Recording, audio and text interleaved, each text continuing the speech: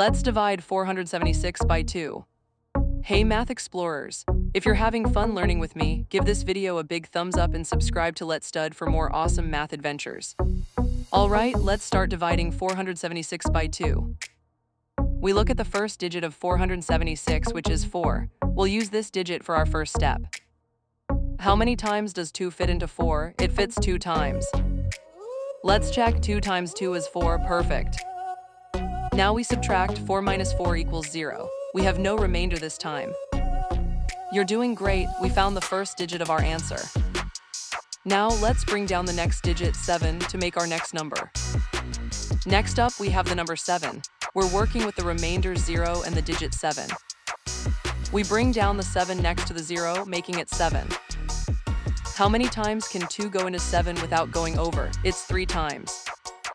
Let's multiply. 3 times 2 equals 6. That's super close to 7. Time to subtract. 7 minus 6 leaves us with 1. That's our remainder for this step. Awesome work, you're getting closer to the final answer. Let's bring down the last digit, 6, to continue our division adventure.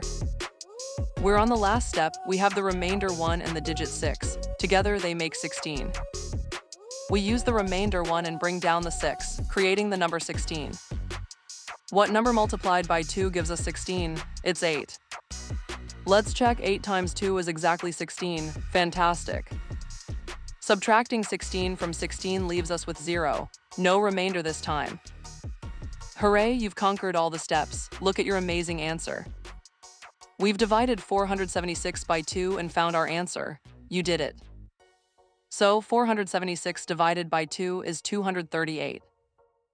We just tackled dividing 476 by 2 step by step. Remember, long division is like a puzzle, and you've got the skills to solve it. Great job, everyone. Keep practicing, and you'll be long division wizards in no time. See you in the next video.